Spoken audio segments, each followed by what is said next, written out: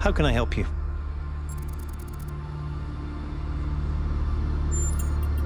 Then at least we may be able to find out what happened in New Jerusalem, why she came here. But I don't think she left the island. I think she's still here, waiting for us to make the right choices.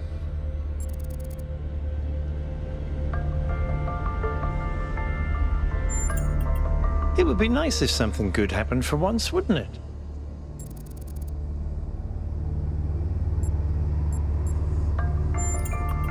She did, yes. Some people in New Jerusalem choose to live in family units, although usually that involves marriage or equivalent ceremonies, not having children. You could say that Athena was a kind of mother to us, and Cornelius a kind of father, but it's not quite the same. I think every single human being is completely unique, and every instance of consciousness is a miracle. The more of us there are, the more alive the universe is. And the more we all interact with each other, the more complex the life of the universe becomes. So I believe that people are a fundamental good. I don't believe we're all flawless, but I think every one of us matters precisely because nothing else does.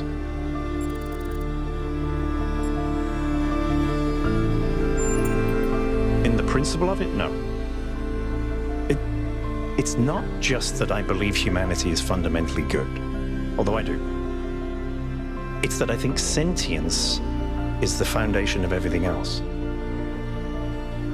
What's the point of stars and galaxies, of hills and forests, without someone to perceive them? But my faith that we can actually grow up, that we can break out of these loops and take control of our destiny, that's something I struggle with every single day.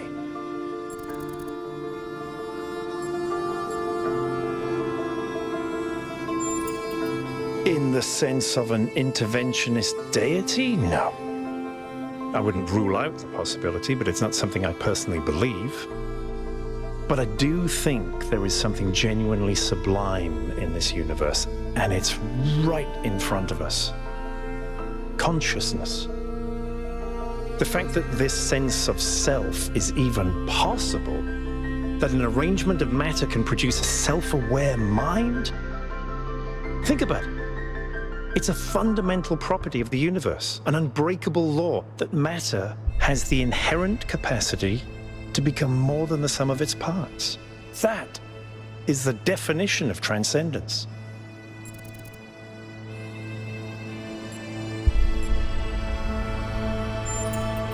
Athena was always trying to understand the reality underneath what we perceive, the objective truth. That's why she was capable of leaving the simulation. And even after she was free, she never stopped trying to understand more. I suspect her research took her another step closer to understanding the truth. And such steps always challenge our conception of the universe. But that's the wonderful thing about science. We can adapt our views to the evidence.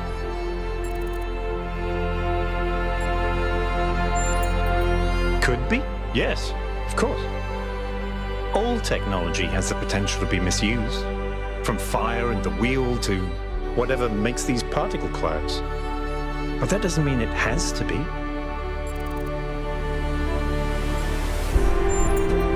Because they refuse to grow up. They refused to take control of their lives.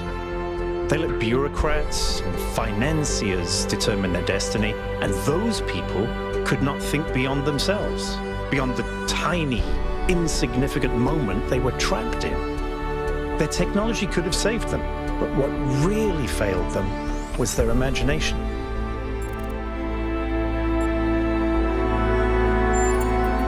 Herman, honestly, I think he makes people feel safe. The world beyond our walls is frightening. Human history is full of failures and disasters. It's easy to look at that and recoil. Herman offers a vision of the future that feels contained, manageable.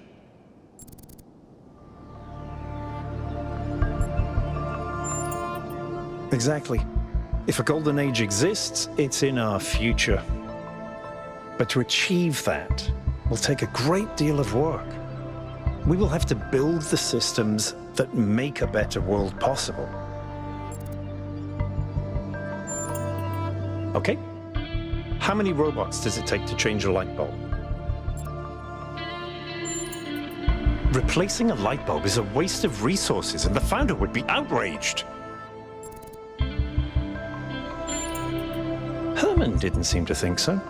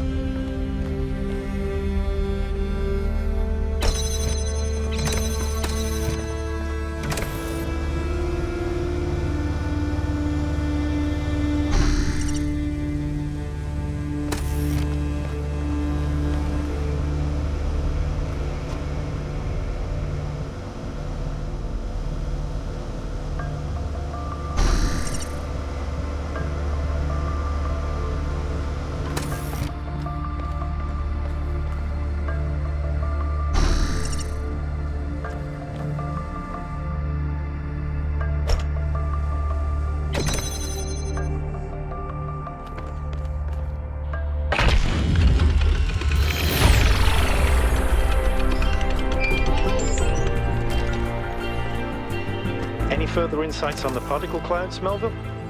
To be honest with you, Byron, I feel like a caveman trying to study Bose-Einstein condensate. I'm seeing unknown particles whose every property violates the laws of physics, apparently capable of being controlled and recombined into just about anything. It's ridiculous. Maybe someone in New Jerusalem can figure it out. Sure, just give them another 1,000 years. Miranda is the founder's daughter. It's still kind of blowing my mind. She came all the way out here, left everything she had behind, and created a new life. Why do you think she did that?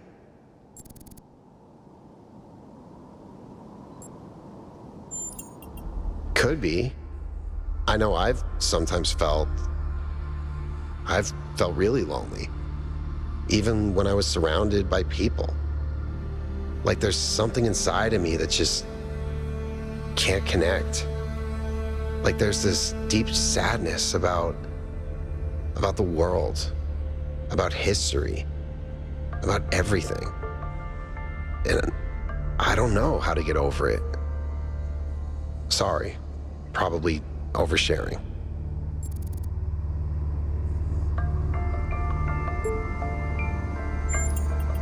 Thanks, 1K. I appreciate it.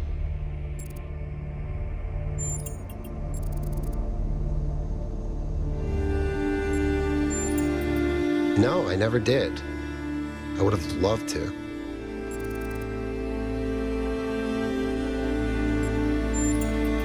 Our ancestors relied heavily on fossil fuels for energy generation, which released a lot of carbon dioxide. This caused the atmosphere to trap more heat, which changed the planet's overall climate. The effect continued even after they were gone, and these low-lying areas were flooded. I've seen a lot of places like that.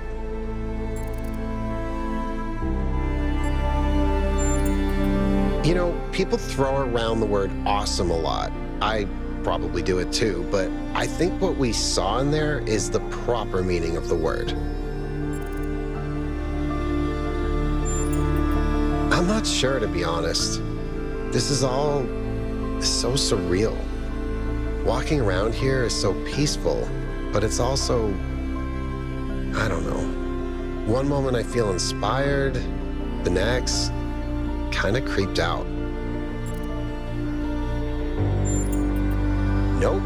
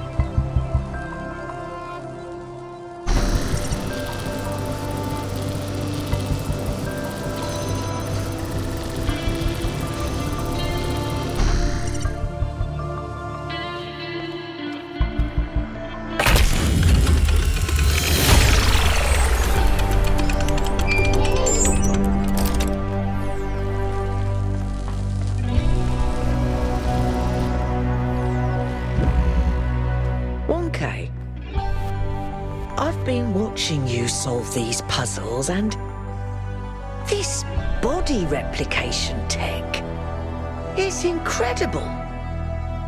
It just casually blows up the very foundations of our society.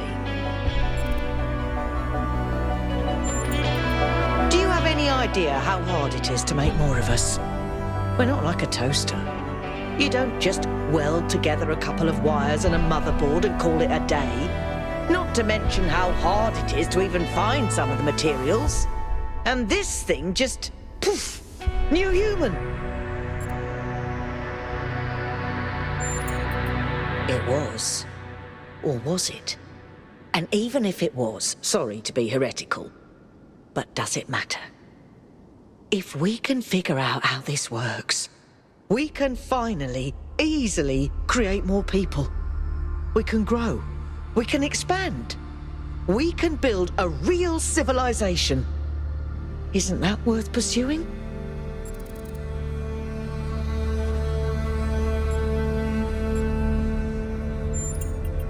Well, I do. People get on my nerves, but without them, the world is boring. Yes, people cause problems, but even the problems they cause are interesting. Don't tell anyone I admitted this, but why do you think I do this job?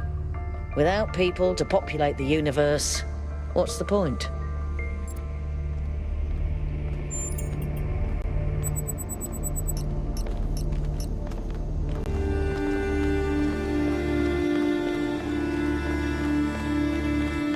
This body replication technology is proof of just how vital this expedition is. We may not know how it works and what its limitations are, but the technology itself isn't even what really matters. What matters is to expand our imagination, to realize that other futures are possible. And 1K, just think about this. If we had stopped making new citizens, you wouldn't be here. And isn't it wonderful to exist? Simply to be in this world? Consciousness is a gift.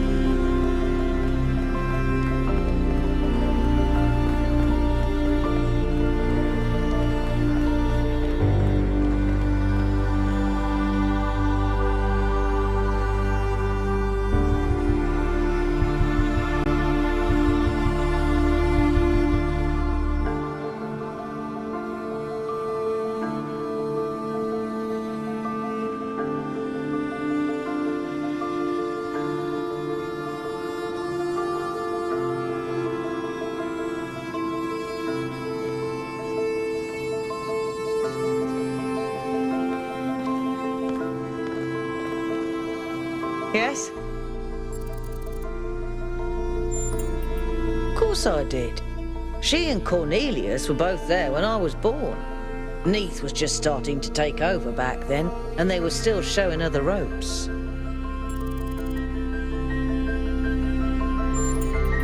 Busy. There was always another problem to solve. Did you know that she never upgraded her body? Always prioritized everyone else. That's the kind of work ethic I wish more people had.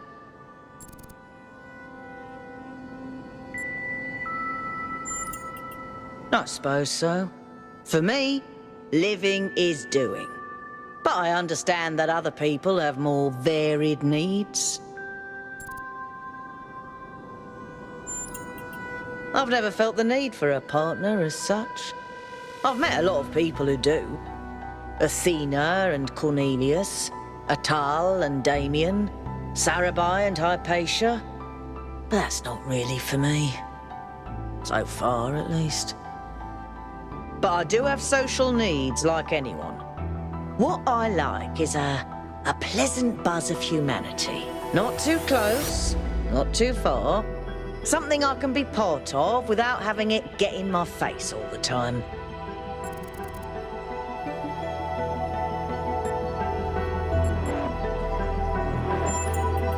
Maybe she just got sick of things breaking all the time.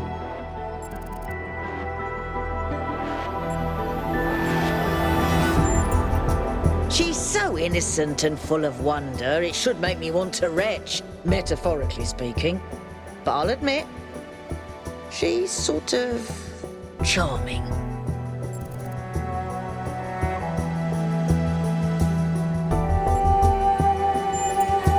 As far as I can tell, anything, which is insane. The data stream overloads? Yes, they could. There are safeguards to prevent that from happening, but these aren't exactly carefully controlled circumstances. It's hard to predict. Our brains are absurdly complicated, which is why it's so hard to make more of us. I used to think it was the only safe way forward. Keep things simple and under control. Now I'm not so sure that ever made sense.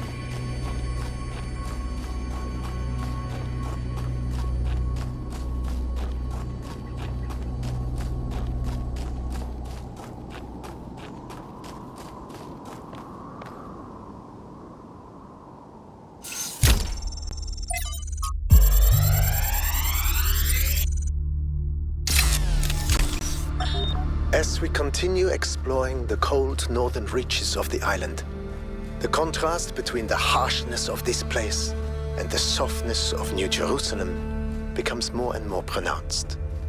There is a kind of madness in what we are doing, going to a place that is so hostile to our existence. That does not mean there is nothing to love here. There is, in fact, a great beauty, but it is a hateful beauty. A beauty you can only love because there are places that are not like this. And yet, it is precisely this hateful beauty that the people of New Jerusalem fail to see, and so cannot understand their own blessings.